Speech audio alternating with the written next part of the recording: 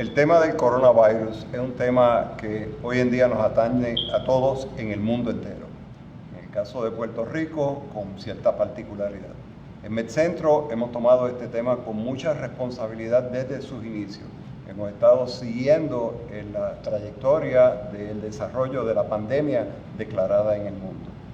En el día de hoy nos acompaña el doctor Gabriel Martínez, infectólogo, la doctora Awilda García, médico internista y directora médico de MedCentro, quien fungirá como moderadora de esta charla, la doctora Marily González, pediatra, la doctora Annette Pietri, pediatra, el doctor Ronald Rodríguez, ginecólogo obstetra, y la doctora Pilar Silva, ginecóloga obstetra.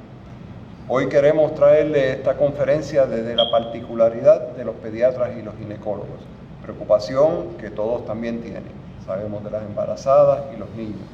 Aunque los grupos de las personas de menor edad son los menos afectados con esta condición, no deja de preocuparnos a nosotros desde dos perspectivas. Uno, la infección propiamente dicho, y también ellos como transmisores de la infección. Las estadísticas a nivel mundial son alarmantes. Si miramos en el caso de Estados Unidos, podemos ver una gráfica casi totalmente vertical, donde la situación aparenta estar fuera de control. En el caso de Estados Unidos, la mortalidad de pacientes contaminados con el coronavirus es de 1.4%. Sin embargo, en Italia es de un 10.1%, siendo Alemania el lugar que a base de las métricas demuestra que tiene más control con un 0.6%. ¿Dónde estamos en Puerto Rico? Bueno, no tenemos una muestra suficientemente grande como para que se pueda hacer una inferencia adecuada, pero a base de los números que tenemos estamos en el 3.9%. Ciertamente esto es preocupante, pero es más preocupante cuando miramos que de los 195 países en el mundo, 11 países tienen el 85% de los casos acumulados. Así que, y entre esos países, el tercero es Estados Unidos, del cual nosotros componemos parte. Así que es una situación sumamente preocupante que requiere mucha atención y que no es una situación que ha pasado, por el contrario, estamos en el proceso de aceleración y posiblemente en Puerto Rico todavía ni hemos comenzado ese proceso de aceleración, cosa que nos obliga a nosotros a responsablemente atender esta condición con la mejor información posible. Así que los dejo a ustedes con la doctora Awilda García, moderadora de esta charla. Muy buenos días a mis compañeros. Vamos a empezar por la preguntita de ginecología obstetricia. Pilar, doctora Silva, ¿estoy más a riesgo por estar embarazada? Al momento no se ha encontrado que las mujeres embarazadas particularmente estén más a riesgo. Sin embargo, se sabe que las mujeres embarazadas tienen su sistema inmune alterado por el propio del mismo embarazo y que en momentos donde desarrollan enfermedades respiratorias como influenza y otros coronavirus, pues desarrollan enfermedad mucho más severa. Por tanto, hasta ahora no se ha encontrado que sí estén más a riesgo, pero hay que tomar en cuenta que el propio embarazo sí las pone a alto riesgo. ¿Cómo puede afectar mi embarazo, doctora Silva? De igual forma, el embarazo no se ha encontrado que aumenten las complicaciones obstétricas. Sí, pues se ha encontrado que pacientes que desarrollan enfermedades respiratorias severas, los bebés pueden nacer con un peso más bajo y que pueden tener una alta incidencia en parto prematuro. Y por otro lado, el tener fiebre, especialmente a temprana edad gestacional, puede causar que haya malformaciones en el feto, que por el virus como tal no se ha encontrado que haya un aumento, pero realmente es muy pronto para tener más información sobre qué va a pasar con estos bebés. Doctora Silva, ¿puedo transmitir la enfermedad a mi bebé? Bueno, si la mujer está embarazada y desarrolla la condición, hasta el momento no se ha encontrado que la condición pueda pasar a través de la placenta e infectar el líquido amniótico o que en el proceso de parto provoque infección en el bebé. Y todos los bebés que han nacido al momento de mujeres que están infectadas han dado negativo. Sin embargo, hay bebés que han salido positivos los primeros días del nacimiento y se entiende que es por el contacto con la mamá, al igual que se infectan ¿verdad? El resto de la población, que es por el contacto y por lo de las gotitas infectadas que produce la mamá. Doctora Silva, ¿es seguro parir en un hospital donde hay casos conocidos de COVID-19?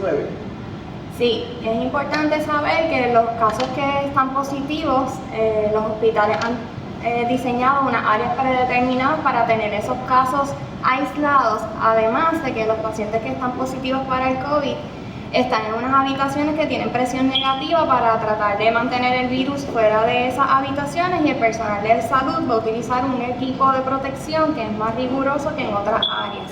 Así es que las pacientes que vayan a dar a luz y que no tengan sospecha o que no tengan infección, no deberían tener el temor de ir, ¿verdad?, como rutinariamente a su proceso de parto.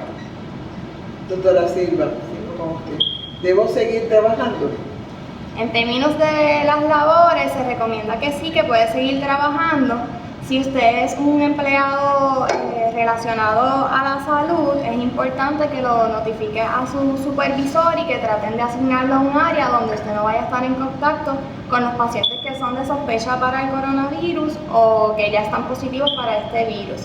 En otras profesiones que están a alto riesgo, como empleados de supermercado o de banco, es importante que se lo notifique a su supervisor y saber cuáles son las medidas de precaución que se van a estar tomando, ¿verdad?, para evitar la exposición excesiva. Por otro lado, en términos de recomendaciones, sí se recomienda que en pacientes que tienen 37 semanas o más, que ya deberían empezar a trabajar desde sus casas o no ir al trabajo porque se presume que en las próximas 2 semanas ese paciente va a estar admitido al hospital para su proceso de parto y tener la menor exposición esos días previos al proceso de parto. ¿Puede hacer el baby shower, doctora? No se recomienda que hagan el baby shower. Es importante recalcar que la recomendación es el distanciamiento social. Sabemos que es importante toda la parte emocional y familiar de la llegada de un bebé, pero por este momento no se recomienda que haya conglomeración de familiares, usar otros medios como pues, video, FaceTime para que puedan conocer al bebé o previo a esto, pero no se recomienda que hagan cenas ni fiestas, ¿verdad?, para el recibimiento de nuevos miembros. ¿Y el bebé podría estar con la mamá al nacer? Sí, el bebé puede estar con su mamá, de hecho esa es la recomendación, a excepción de que la mamá tenga sospecha de tener el coronavirus o que ya esté confirmado que lo tiene, que en ese caso se recomienda que la mamá esté en aislamiento y el bebé también esté en aislamiento porque se considera como una persona de interés que posiblemente estuvo expuesta al coronavirus. Así es que esto es bien importante porque puede tener un efecto marcado el hecho de que el bebé no puede estar con mamá en el momento del nacimiento, así es que las medidas de prevención van a ser aún más importantes, el lavado de manos y el distanciamiento social para que en ese momento el bebé pueda estar con su mamá en el cuarto. Doctor Ronald Rodríguez, ¿puedo tener acompañante durante el parto y la recuperación? Saludos a todos y gracias por la invitación. Actualmente se están tomando unas medidas para prevenir el contagio y para proteger tanto a la mamá como al bebé, y por lo tanto se está permitiendo tener solamente un acompañante. De igual forma se está permitiendo que durante el proceso de parto haya una persona. En los procesos de cesárea no se están permitiendo personas que esté presente en la cesárea por prevención también. Durante el periodo postparto están permitiendo solamente un acompañante y no se están permitiendo visitas en el hospital. Y como medida preventiva se ha comenzado a tomar temperatura a todo el personal, a todos los visitantes que van a estar acompañando a los pacientes. Doctor Rodríguez, el familiar que va a estar en el parto vive en otro país, ¿puede venir? De ninguna manera. Toda persona que regrese de los Estados Unidos o fuera, que ha estado fuera de Puerto Rico, debería estar en cuarentena. Por lo tanto, no es candidato para estar acompañando a un paciente en labor de parto. Doctora Silva, ¿debe la paciente embarazada con sospecha de COVID-19 estar en aislamiento? Sí, se recomienda que pacientes, al igual que la población general, si tienen una sospecha de tener el virus, que estén en aislamiento, de desarrollar algún síntoma como dificultad respiratoria, pues entonces lo ideal sería llamar a su médico para darle recomendaciones adicionales y en caso de que fuese necesario, pues entonces dirigirlo a la sala de emergencia. ¿Puedo hacer una Sí, intervención? claro. En la actualidad, los pacientes que están, como acaba de decir la doctora, que sería una sospecha, eso es lo que van a estar viendo, que se van a estar refiriendo en la literatura como Person Under Investigation, PUI. Así que si ven el PUI en cualquier sitio que tenga que ver con el COVID, sepan que eso es una persona que es un sospechoso para potencialmente tener la enfermedad por el COVID. Que de hecho, lo que explica el doctor, en el momento en que el bebé nace, si la mamá es positiva o tiene sospecha, el bebé automáticamente se convierte en PUI, que es una persona bajo investigación por posible exposición. Que por eso es que los separan en el momento del nacimiento de tener la sospecha o la confirmación. Sí, claro. Una recomendación que se dio anoche en la academia, en el conversatorio que se tuvo la Academia Americana de Pediatría Capítulo de Puerto Rico y las distintas asociaciones de pediatría de Puerto Rico, fue que a los familiares, si tenemos a alguien con sospecha, se identifica algún familiar que no se tenga sospecha y esa sea la persona, que si pasara ese caso, pues entonces sea la encargada, si se diera de alta el bebé y el mamá no, que fuera esa persona la encargada sobre ese bebé, si no se tiene la sospecha de que esa persona ha sido posible también. Excelente, doctora. Doctor Rodríguez, ¿qué precauciones deben tomar las pacientes embarazadas? Sí, básicamente las precauciones son similares a las de la población general. Sí, mi recomendación es informar, porque es un virus nuevo, no sabemos cómo se comporta y no sabemos el efecto que va a tener en las pacientes que han estado expuestas durante el primero y segundo trimestre. Si usted ha estado con síntomas que sugieren que ha tenido la enfermedad del COVID, sería bueno que le notificara a su ginecólogo, porque deberíamos poder darte un seguimiento y ver si de alguna manera esto afecta a largo plazo el desarrollo del bebé. Doctor Rodríguez, ¿y qué precauciones deben tomar las madres con relación a la lactancia? Igual precauciones, igual que el resto de la población, pero la parte de la lactancia debe tener, lavar el área del seno y exponer, si va a toser o algo, pues si está tosiendo, usar mascarilla o prevenir que el bebé pueda estar expuesto a las secreciones de la madre. Doctor Rodríguez, si una paciente embarazada hospitalizada sintomática es sospechosa de COVID-19, ¿cuándo puede ser dada de alta? Básicamente va a depender de la severidad de la paciente. Si la paciente no está comprometida respiratoriamente y está estable, pues podría mandarse de alta y mantenerse en aislamiento en la casa. Doctora Silva, ¿hay alguna complicación adicional en pacientes embarazadas que están infectadas con COVID-19? Al momento no se han identificado complicaciones adicionales específicamente en las embarazadas. Sí hay estudios donde pacientes que están con el coronavirus y que han tenido enfermedad severa pulmonar, pues sí les aumenta el riesgo de desarrollar preeclampsia, de que el parto sea por cesárea, de que haya pérdida del embarazo, pero eso es particularmente en esas pacientes que desarrollan enfermedad severa por el coronavirus. Si el paciente no desarrolla enfermedad severa, hasta ahora no se ha registrado un aumento en complicaciones fuera de la población, ¿verdad? El riesgo que tiene la población general. Esa información es bien paralela a lo que se sabe del coronavirus en general. Básicamente es el paralelismo que están utilizando la información de los coronavirus como productores o inductores de síndrome de catarro y cómo se comportan en la mujer embarazada. O sea que siguen ese mismo paralelismo. Es importante comentar también que todo lo que estamos diciendo es en base a lo que sabemos hasta hoy. Todas estas recomendaciones pudieran mañana cambiar. Podrían cambiar diametralmente. Sí, definitivamente. Y yo consenso también en el área de pediatría, porque al ser algo nuevo se está todos los días viendo cosas nuevas, información nueva.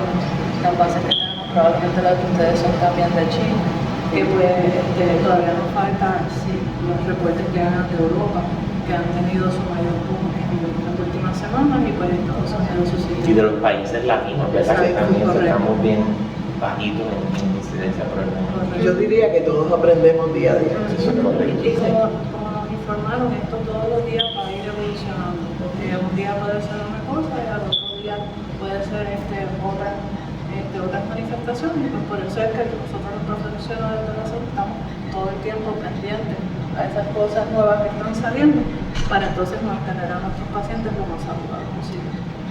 Exacto. Sigo con la doctora Silva. ¿Qué complicaciones fetales, si alguna, puede tener una paciente embarazada con COVID? Pues hasta el momento no se han registrado alguna malformación en particular relacionada al coronavirus, pero siguiendo la misma línea de lo que estábamos hablando hace un momento, realmente es muy temprano para saber si va a tener algún impacto en el desarrollo de los bebés. Hasta ahora no lo ha tenido, y como les expliqué anteriormente, pues tampoco ha habido un aumento en las complicaciones obstétricas. Ok. Doctora Silva, ¿hay alguna indicación para realizar una cesárea a un paciente positivo de COVID-19? Al momento no.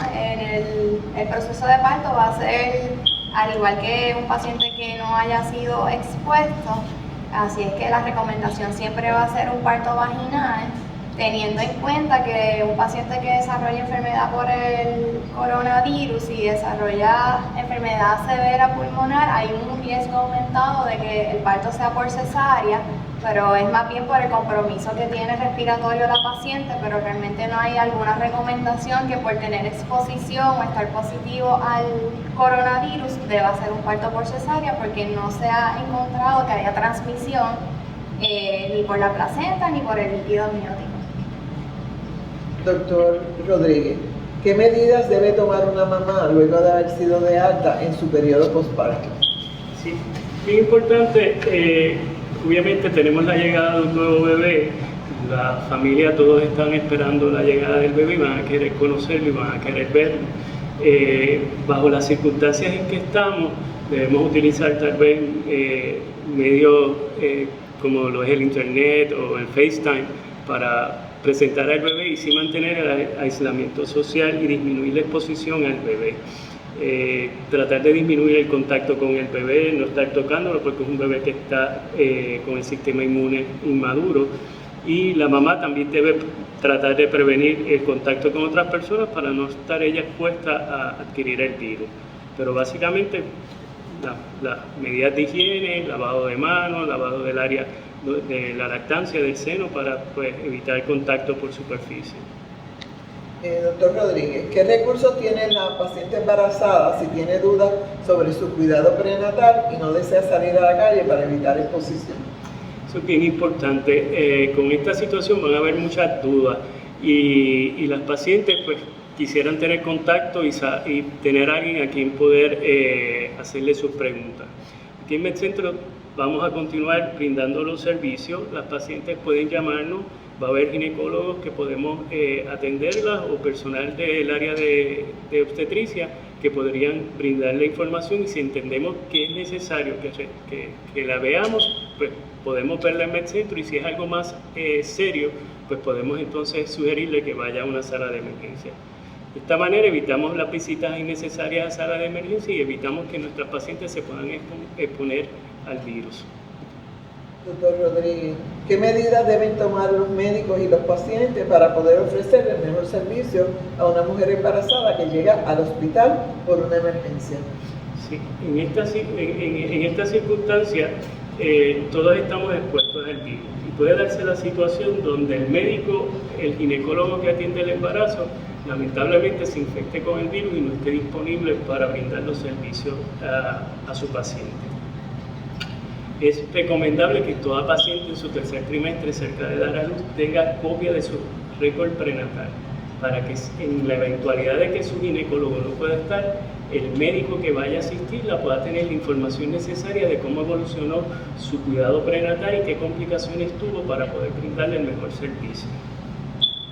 Finalmente, ¿quién debe estar en contacto con mi bebé cuando yo regrese a casa? Idealmente debe mantenerse el vínculo madre-bebé y la exposición mínima. Igual las personas, estamos en una sociedad latina donde nos gusta acariciar al bebé, tocarle la piernita, tocarle la manito, eso lo deberíamos evitar. En particular, la persona que en la casa esté a cargo de hacer las salidas fuera, para ir a hacer compra, para ir a hacer la diligencia de cosas necesarias, echar gasolina o algo, esa persona una vez llegue a la casa debería tener medidas estrictas, quitarse la ropa, lavado de manos, antes de exponerse y estar cerca del bebé y la mamá. Eso es algo que quería definir, es importante, ¿verdad? El mismo mensaje que se les está llevando a la comunidad en general, mucha limpieza de superficies, las áreas en los cuartos, las áreas en los baños, todo lo que sean superficies inertes, mucha limpieza, mucha higiene de manos, no llevarse las manos a la boca, no llevarse las manos a la cara, o por lo menos tratar de evitarlo, ¿verdad? Tratar de, si vamos a hablar con una persona a distancia para que no haya no se rieguen las partículas de saliva que puedan llegar a la persona a una distancia considerable. O sea que básicamente lo mismo que se hace en la población general, pero en el caso obviamente del bebé y la mamá pues se enfatiza porque por las consideraciones de que es un recién nacido, y el riesgo que está la mamá. Quería añadir algo adicional. Estamos aprendiendo en la marcha y para nosotros los ginecólogos obstetras es bien importante que cualquier evento que surja, la mamá nos los haga saber, porque así vamos a saber si ese evento tuvo algún impacto en el embarazo, ya sea fiebre alta durante el primer trimestre, dificultad respiratoria, un proceso agudo. Esas cosas nos van a ver si el impacto de COVID tuvo algo que ver en el embarazo. Gracias. Ahora vamos con los pediatras. Comenzamos con la doctora Ana Beatriz. ¿Qué síntomas son los más comunes en un paciente pediátrico? En un paciente pediátrico, bajo la información que se ha recopilado, como mencioné anteriormente, de los reportes de China, sí vamos a tener unos síntomas que son parecidos a los que se manifiestan en los adultos, pero hay unos peculiares que se encontró que se adelantan como tal, como son el dolor abdominal, la diarrea y el vómito.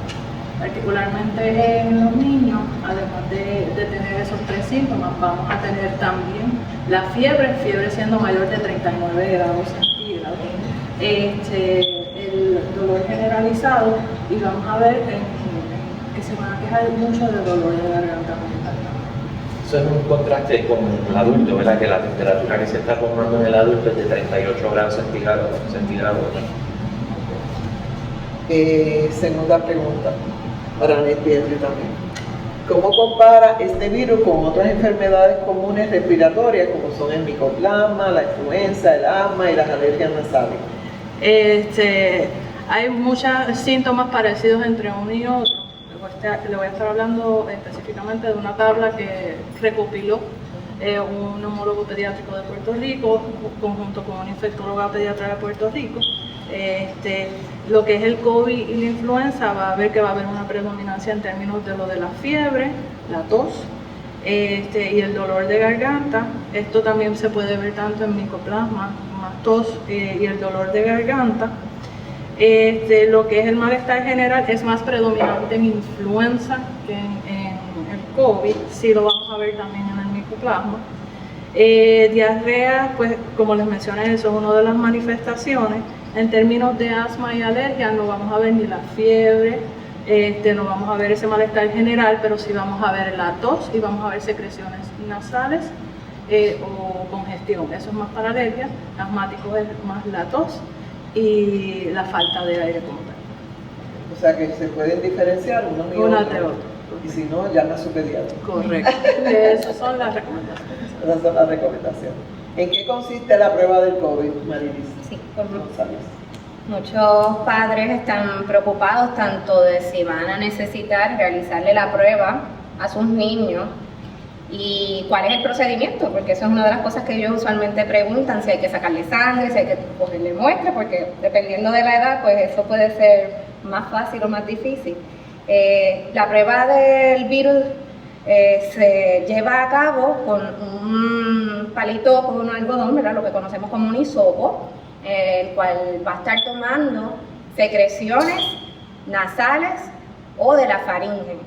Principalmente pues lo están realizando con las secreciones nasales. Tienes que tomar una muestra que contenga secreciones nasales o de esputo y con esas secreciones pues se prueba si existe con un procedimiento molecular, si existe genética de ese virus que ya se ha identificado.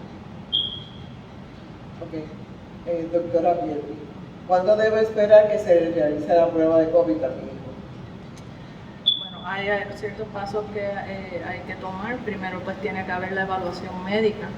Y dependiendo de la sospecha médica que tenga el paciente y pues el examen físico, si llega a examinar físicamente al paciente y eliminando que no sea o influenza o micoplasma, pues entonces, pero hay otras, los infectólogos pediátricos que he hablado, pues si hay una alta sospecha porque ha habido algún tipo de exposición, ya sea por la comunidad o porque ha habido exposición de alguien que ha viajado y ellos han tenido contacto, aún teniendo sospecha de que, o confirmación de que tengamos influenza o micoplasma y sospechamos que también puede ser COVID, pues entonces ahí se recomienda.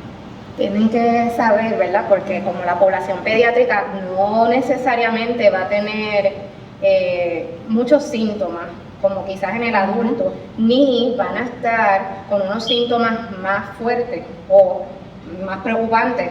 La dificultad respiratoria, la progresión en pulmonía u hospitalizaciones son mucho más leves. Pues muchas veces no necesariamente por los síntomas se le va a realizar la prueba al paciente pediátrico, porque esas pruebas, pues las indicaciones son que se le hagan, depende de la población, la exposición, la edad, los pacientes hospitalizados primero, las personas mayores de 65 años, así que no necesariamente pues la población pediátrica vamos a estar haciendo tantas pruebas. De hecho, el estudio pediátrico que salió de China, solamente 1/3 de la población se le hizo la prueba, de los niños menores de 16 años que se tomaron para ese estudio. Los demás se consideraron como pacientes del COVID para efectos del estudio y de la data, solamente por los síntomas o la exposición. Así que a medida que haya, ¿verdad?, disposición o disponibilidad de las pruebas, pues quizás la población pediátrica no va a ser la primera que se le va a estar realizando porque no van a ser quizás sus síntomas leves, pero sí, pues no por eso tenemos que dejar de tomar las medidas de precaución necesarias. Doctora Pietri, ¿a qué niños están más propensos a enfermarse con COVID-19? Al igual que en la población adulta, los niños que tienen su sistema inmunológico comprometido, ya sea porque están teniendo o han pasado un proceso de malignidad, pues su sistema está comprometido y ellos están susceptibles, o pacientes asmáticos, al tener el problema de su inflamación pulmonar por el asma y todo lo demás, ellos también son pacientes que hay que estar bien pendientes. Y se ha visto que en los niños menores de 1 año hay que tener mucha precaución porque también han visto que los síntomas pueden ser un poquito más severos de los niños un poquito más grandes. Y doctora Pietri, ¿cómo se pueden los papás preparar a estos niños? Bien importante es el distanciamiento social y el lavado de manos. Enseñarle a los niños, por las redes hay unos juegos que se le están dando de ponerle marcarlo, pintura en las manos y decirle al final del día, si eso no está, es que te lavaste las manos. Cosas así se pueden utilizar para enseñarles a ellos la importancia de lavarse las manos. Si tosen o estornudan, pues utilizar para cubrirse, toser, ya sea un pañuelo desechable o utilizar el brazo como tal. Y a los padres, pues, las medidas que se está utilizando para todo el mundo, limpiar las superficies, si han salido por X razón al supermercado u otros sitios, pues quitarse la ropa, lavarse las manos, o usar hand sanitizer, para entonces evitar que eso lo traigan a la casa. En estos pacientes también que están en alto riesgo, como por ejemplo los asmáticos, que se aseguren comunicarse con su médico de cabecera y que tengan sus medicamentos de prevención o los de rescate, según sea necesario. Así que llamen a su pediatra si no tienen esos medicamentos para que puedan estar preparados en caso de una exacerbación. Y se está recomendando que no sean los nebulizados, que si son de pompa son preferibles. Si son niños pequeños que tienen su chamber, usar el chamber y limpiar bien el chamber después de administrarle el medicamento. Lo mismo aplica para la mujer embarazada, ¿verdad? En cuanto a las nebulizaciones, etcétera, tratar de eliminarla, tratar de todo lo que sea la terapia, estimular la tos en el paciente, eso hay que tratar de bajarlo. Vuelvo y enfatizo en lo de los hand sanitizers. Siempre el hand sanitizer después de la tercera utilización hay que lavar la mano con agua y jabón, o sea que nada reemplaza la utilización de agua y jabón y mantener esa piel íntegra, ¿verdad? Lubricadita para que no se abran y etcétera, que pueda contaminarse con secreciones y cosas que puedan ser infecciosas. Doctora González, ¿qué remedios caseros o naturales sí existen? ¿Se pueden usar para prevenir o tratar el COVID? Sí, todos los días me llama algún padre diciéndome que le está dando pues la vitamina C, el Sambucol y muchas otras cosas al niño para protegerlo contra el coronavirus. No hay como tal un remedio casero que haya demostrado que va a otorgar una prevención contra este virus, ¿verdad? Otra cosa que oigo mucho, los aceites naturales. Las medidas que debemos tomar son las que hemos estado discutiendo. La prevención es la higiene, el lavado de manos, otras cosas que tienen que tener en cuenta es que el niño en esta época se supone que no esté en la calle, que no salga, no hay escuela, no hay razón por la que estar exponiéndolo demás, o sea que la persona en el hogar encargada de sí hacer esas diligencias o salir, pues también tiene que tener esas medidas especiales, lavar la ropa también, una de las recomendaciones que surgió es que se lave con agua tibia o caliente entre los 70 grados por 20 minutos, puede utilizar cualquier jabón, cualquier detergente, cualquier jabón también, después que se lave las manos, 20 segundos, ¿verdad? En todas las partes. Tengo pacientes que han cambiado de jabón porque pensaban que su jabón hipoalergénico no era suficiente para matar los gérmenes y ahora pues están viniendo con dermatitis u otros síntomas porque se han ido algunos más abrasivos, pues no necesariamente, o sea, si tiene sus medidas de higiene como se recomienda, puede estar haciendo algo para protegerse, que es lo más importante. Y cosas para otras cosas que me han preguntado a mí para ayudar a hacer un boost up del sistema inmunológico. En realidad, si el niño tiene una dieta saludable, que envuelva sus vegetales, sus frutas, sus carnes, se mantiene hidratado, no come comida chatarra. Descansa, exacto, no está todo el tiempo, eso hace aplica para 8 o 10 horas de sueño. También. Eso ayuda a que su sistema inmunológico esté al día y esté en check. Una pregunta, doctora, con respecto al uso de los NSAIDs, derivados de aspirina, el ibuprofeno. Es una de las preguntas. Perfecto. Es que como es, pero vamos a hacerla ahora. Sí. Si el paciente tiene fiebre, ¿puede utilizar ibuprofeno, doctora González? Salieron unas recomendaciones, primero que no se utilizara, después otro estudio dijo que sí, que se podía usar el ibuprofen, lo que muchas personas conocen como el Advil o Motrin, para bajar la fiebre o tratar los síntomas del malestar. En la población pediátrica siempre vamos a preferir el acetaminofén, aunque la Organización Mundial de la Salud, el WHO, dijo que sí que podían usar, que no se podía usar el ibuprofeno, era su recomendación, pero como quiera, aunque digan que sí o no, la población pediátrica deben utilizar el acetaminofén como primera opción, y sobre todo aquí en Puerto Rico, y cuando ya estamos escuchando que han habido casos ya reportados de dengue, sabemos que no se recomienda en enfermedades como el dengue y otros virus que se utilice el ibuprofeno, y en los primeros días la fiebre pues va a ser un síntoma que todos van a tener en común, no sabemos con qué estamos trabajando, así que como opción, sobre todo en la población pediátrica, pues el medicamento de predilección para bajar la temperatura en caso de que el paciente tenga fiebre debe ser acetaminofén. Yo creo que en el adulto también, ¿verdad? Sí, básicamente, por eso fue que hice la pregunta, ¿verdad? Porque en el adulto también ese es el énfasis. Siempre recordando que la población de nosotros ya se instruye bastante en internet y me preguntan, ¿y qué es si utilizo aspirina o derivado de aspirina y el síndrome de Reyes siendo un síndrome viral? Y cuando me hacen esa pregunta, yo no, que son una pregunta más profunda, pero tienen su racional, ¿verdad? Así que los adultos y la recomendación infectológica casi siendo paralela a las recomendaciones pediátricas. Otras medidas que también pueden utilizar son las medidas externas en los niños. No es meter el niño debajo del agua fría, porque eso pues, obviamente le baja la temperatura bien precipitadamente y de momento la temperatura va a volver a subir otra vez. son agua a temperatura, se la pueden hacer en pañito, en el área del cuello, en el área de las axilas o entre medio de las piernas, que son las áreas más calientes que nosotros tenemos. Y eso también puede ayudar a bajar la fiebre, acompañado con En el adulto utilizamos mucho las bolsitas de hielo, o bolsitas frías, ¿verdad? En el niño también se puede utilizar. Bueno, preguntan por ahí si existe un tratamiento para el coronavirus en niños. Nada. No hay nada documentado en los estudios que se han hecho hasta ahora como tratamiento que se haya comprobado. Esto de hecho va a tomar mucho tiempo en que se compruebe, ¿verdad? Los estudios que conllevan científicamente probar algún medicamento como tratamiento, y en la población pediátrica pues mucho menos, no hay nada que se haya probado y que esté en el mercado o como opción para tratamiento para el coronavirus en niños. Bien importante que no se automedique ni se premedique.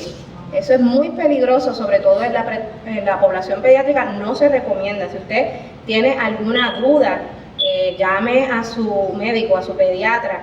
El tratamiento para el coronavirus hasta ahora es sintomático. Si el niño tiene fiebre, darle algo para la fiebre. Si el niño tiene malestar, también uno le puede dar para el dolor, ¿verdad? El acetaminofén que estábamos hablando. Si el niño tiene tos, moco, congestión, algunos, dependiendo de la edad en la que estén, pues se pueden también tratar con medicamentos para esto. Así que lo más importante es lo que llamamos el tratamiento de apoyo o soporte, que es para ayudarlo con los síntomas que esté teniendo. La hidratación es sumamente también importante para cualquier enfermedad viral. Esa es una de las cosas fundamentales para el tratamiento de cualquier virus en niños, y para el coronavirus no es la excepción. Doctora Pietri, ¿cuándo debo llevar al niño al pediatra? Si el niño está presentando los síntomas que mencioné, lo del dolor abdominal, vómitos, diarrea, la fiebre, dolor de garganta, la recomendación es que llame a su médico primero para dialogar sobre los síntomas del niño. ¿Está bien? Si el pediatra en ese momento decide si quiere verlo o no quiere verlo.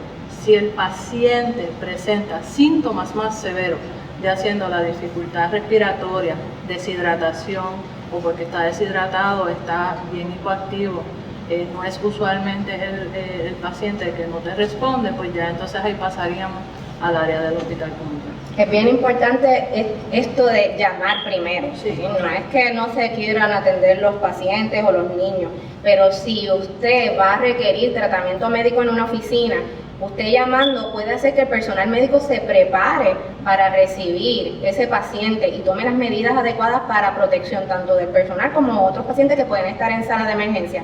También quería añadir a lo que la doctora estaba exponiendo, que los síntomas más graves o severos que podrían requerir una visita a la sala de emergencia, pues van también a variar de edad en edad. O sea, los padres tienen que estar pendientes de lo que podría ser para su hijo una dificultad respiratoria, que vamos a ver este niño que tiene necesidad de buscar aire en un bebé más pequeño, quizás el aleteo nasal, las retracciones, el paciente va a estar hundiendo tanto en las costillas o en esta área del cuello. Así que esos síntomas que se consideran de dificultad respiratoria, un niño que puede estar deshidratado, lo vamos a ver con esa boca bien seca, que casi no esté orinando. En bebés más pequeños van a tener su fontanela, que es la mollejita en la cabeza, hundida, deprimida. Y estas cosas son las que necesitarían entonces una evaluación en un centro más avanzado, por ejemplo la sala de emergencia, porque ya el niño está con otras complicaciones. Yo creo que esa era la otra pregunta, ¿cuándo debo ir al hospital a hacer la contestar? ¿Cuánto tiempo debe permanecer aislado un paciente que se infecte pediátrico, doctora Pietri? Las recomendaciones son 15 días después de que se vayan los síntomas, porque todavía ese paciente puede estar soltando el virus y puede contaminar a otras personas que no hayan sido expuestas al virus, y entonces pues ahí se agravaría. Doctora González, ¿qué debo hacer con mis citas de rutina para evaluación del niño sano en este tiempo de pandemia? Sí, muchos de los pacientes tenían programadas sus citas de rutina, seguimiento o evaluación del niño saludable. Hay algunos niños en específico que por alguna otra razón se deben seguir o monitorear. Inclusive el niño que sale del hospital, el recién nacido, se supone que tenga una visita los primeros días para monitorear el peso, el desarrollo, cómo va, la alimentación, las dudas que la mamá pueda tener. Si está amarillito, ¿verdad? Que es la hiperbilirrubinemia.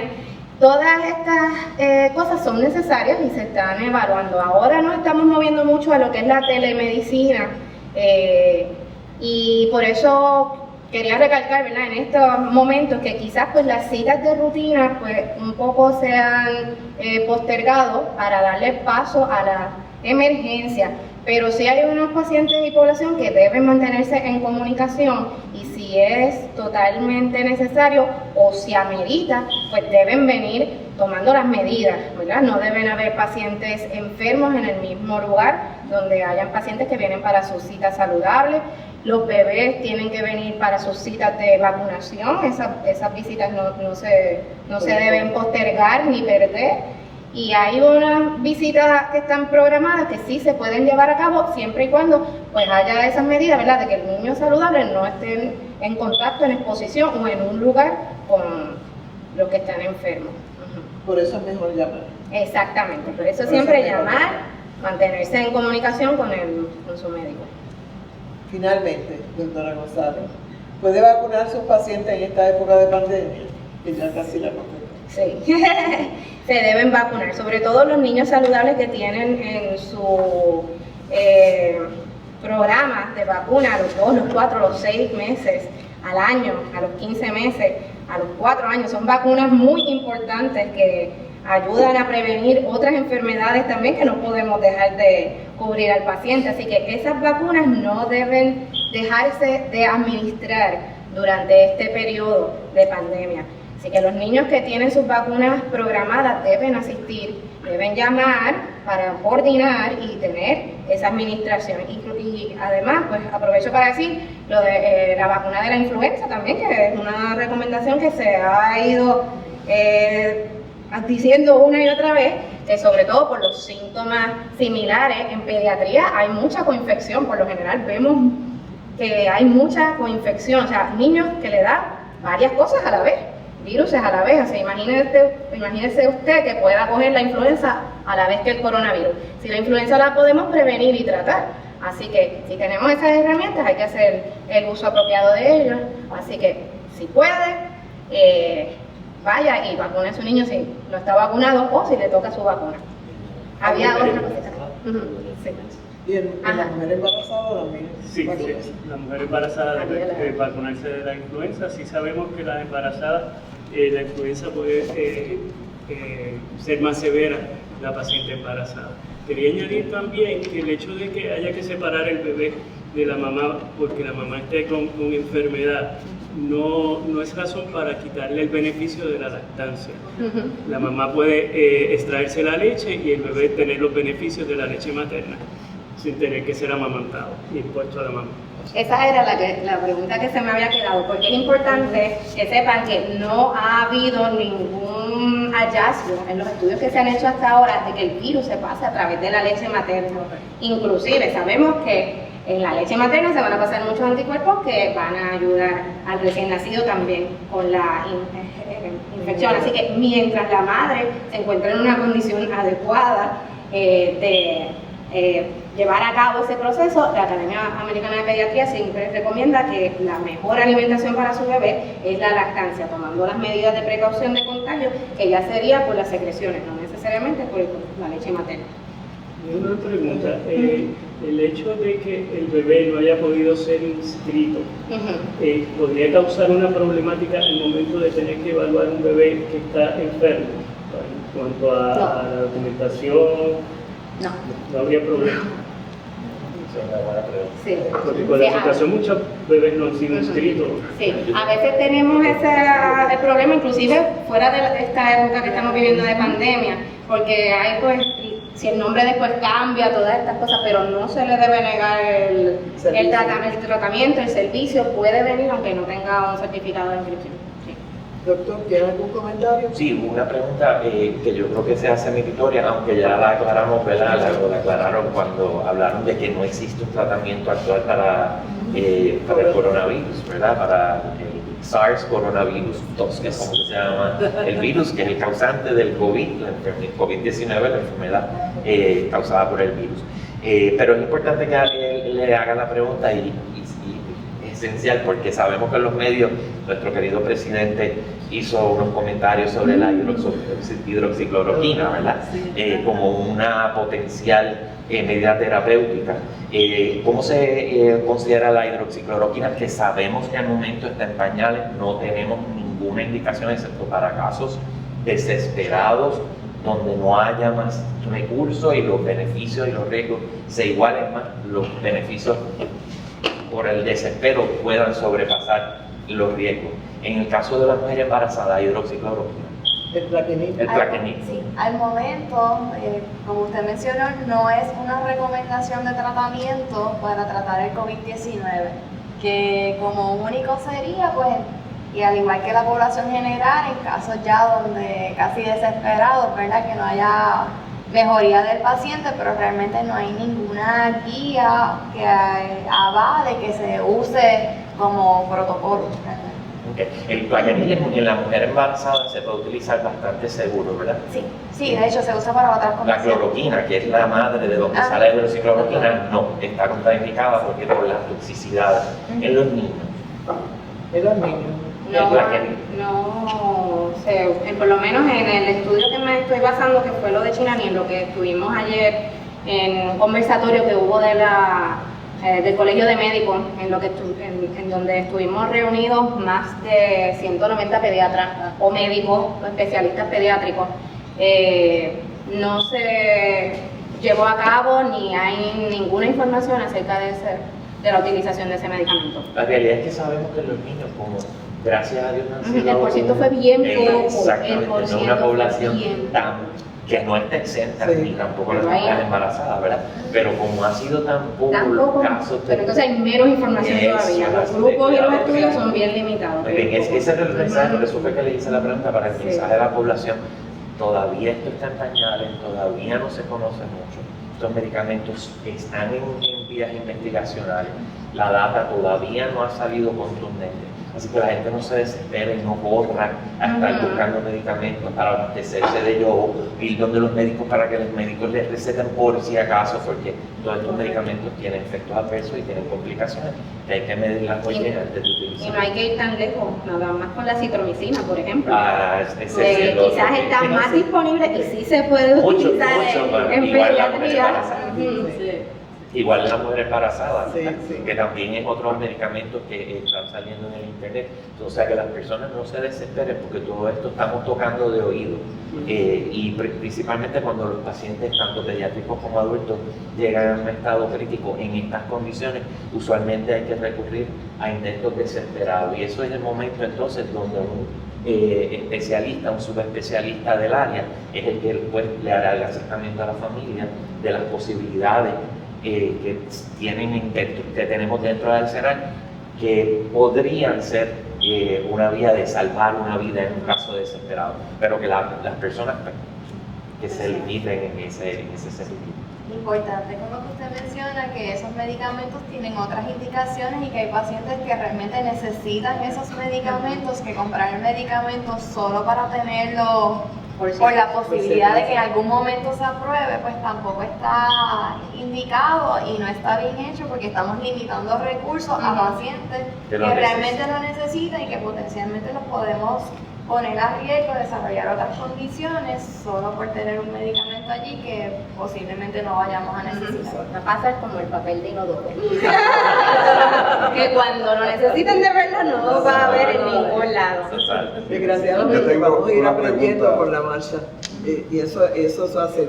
Mientras más casos haya, desgraciadamente con esa experiencia que vamos a aprender. Pero nada. Ana. Tengo una pregunta para usted, posiblemente para el doctor Martín. En las categorías de miembros del hogar está papá, mamá, hijos, tíos, abuelas, abuelos, pero también están las mascotas. Mi pregunta es, en el caso de las mascotas, tenemos esa única mascota que sale por el barrio y visitó al vecino y visitó más allá, allá lo acarician, la mascota se convierte en un transmisor del virus, y no me refiero solamente a las secreciones, sino también al pelaje de la mascota. superficie. Una recomendación de las recomendaciones que tiraron del recinto de ciencias médicas, una de ellas es de las mascotas, que no deberían de salir las mascotas afuera para exponerse. Y si hubiera un caso en la casa que se sospecha o se confirma que tenga el coronavirus, que no haya interacción con esa mascota para también evitar esa propagación a los demás miembros de la familia. Me encanta que haya hecho la pregunta porque usted lo habla igual que yo. Sé que por ahí es que viene la pregunta, ¿verdad? Y la realidad, como dice la doctora, han salido ya recomendaciones de la WHO, del CDC, de Atlanta y de otras asociaciones de Puerto Rico y fuera de Puerto Rico y los Estados Unidos sobre las mascotas. Recuerden que los coronavirus en general son virus zoonóticos. Originalmente vienen de animales, ¿okay? Y los perritos, por ejemplo, pues les puede dar coronavirus. No estoy diciendo que les puede dar el SARS coronavirus 2 del humano, ¿verdad? Porque el virus del COVID, porque sabemos que estos son unas interacciones específicas entre el virus y unos receptores que hay en el humano, ¿verdad?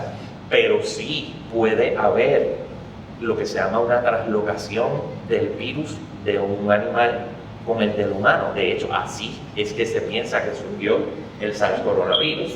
Así que siempre tenemos ese riesgo. Además de que, como usted dice, el hecho de tocar y acariciar el animal, principalmente, para mí no son animales, son niños. Yo le digo a los niños, ¿verdad? Tocar el animal, pues obviamente puede ser una vía de transmisión de secreciones y el niño o la persona adulta puede entrar entonces en contacto con ese pelaje y esas secreciones y llevarla a una vía infecciosa natural como pueden ser los ojos, la boca. Así que eso es buenísimo. De hecho, el CDC tiene unas tablitas de cómo prevenir la enfermedad y la transmisión por el coronavirus, y entre ellas tienen una para los animales. Así que si tienen la oportunidad pueden visitar el CDC.gov, que tiene información para eso ilustrativa. ¿Hay alguna recomendación para estos centros de cuidado de niños? Tú sabes que hay centros que son para cuidar niños y tienen como 5, 6, 7, 8, 9, 10 Yo entiendo que en estos momentos todos esos centros deben estar y permanecer cerrados por las indicaciones, el toque de queda, el lockdown en el que nos encontramos. Eso se considera un lugar de reunión de varias personas y un foco.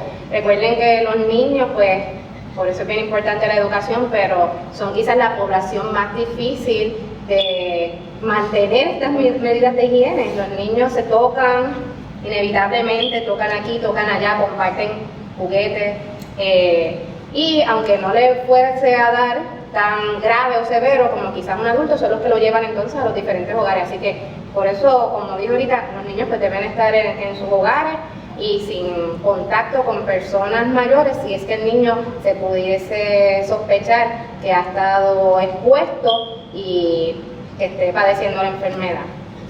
Ese punto que trajo, ¿verdad?, de la transmisión en los hogares es importantísimo, porque sabemos de la data de Wuhan, Italia y en Francia y en España y ahora en Estados Unidos, que los niños, a pesar de que, como dijimos, no son las edades no son las más propicias para las complicaciones mayores, aunque no están en centro, pero sí son una vía de contagio mayor. Los niños sabemos que sufren de muchísimas enfermedades gripales que ellos les pasan como catarritos comunes, pero sin embargo lo transmiten a un adulto y el adulto es el que se complica. Eso trae la situación, ¿verdad?, de la inmunidad.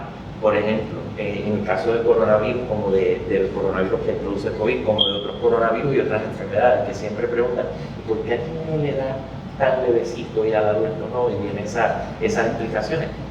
Todavía eso no se ha podido discernir por qué eso ocurre, pero ocurre. Sabemos, por ejemplo, la varicela.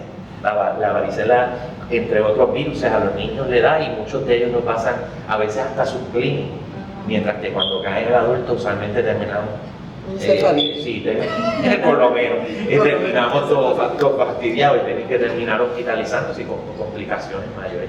Pero el niño y los adultos jóvenes siguen siendo una vía mayor de contagio para la población al riesgo, sin descartar la población de niños y de adultos jóvenes o adolescentes también, que tienen enfermedades crónicas debilitantes que podrían ser una vía de complicación mayor en caso de que sí se infectaran con coronavirus. Así que me gustó eso de los niños, ¿verdad? De las secreciones y todas estas cositas que hay que estar bien pendiente con ellos. Yo creo que también tenemos que tener en cuenta la peculiaridad del área suroeste, y luego de los terremotos muchas de las familias se han conglomerado porque perdieron sus casas y las casas están viviendo pues un número alto de miembros. So, debemos tratar de mantener, y una vez identificamos que hay alguien que tenga síntomas, aunque sean leves, como le da a los niños, de aislarlo para que esta población de nuestros abuelos o personas mayores no se expongan y sean infectados y ellos sí puedan desarrollar una infección con severidad. Excelente punto. Bien, pues le quiero dar las gracias a la doctora Silva, doctor Rodríguez, doctora Pietri, doctora González, doctora García, doctor Martínez. Me parece que ha sido una información muy valiosa y como ustedes dijeron, esta es una información que es actual hoy, mañana puede cambiar. Esto es, el coronavirus es una enfermedad que estamos aprendiendo día a día sobre ella. No existe todavía una vacuna. Existen unas pruebas para detectarlo que en la mayor parte de los casos no están ni disponibles. Así que la mejor medida es prevención, es informarse con fuentes fidedignas, como lo son los especialistas y subespecialistas que han estado aquí hoy discutiendo esta condición. Exhortamos a todos a mantenerse atentos. MedCentro tiene una responsabilidad social muy grande desde su inicio. Una institución que cumple 50 años de estar trayendo salud preventiva a la comunidad. Y eso es precisamente lo que queremos en esta ocasión, reforzar la salud preventiva. Muchas gracias y próximamente estaremos haciendo otras filmaciones para llevar información actualizada a todo el mundo. Muchas gracias a ustedes. Muchas gracias.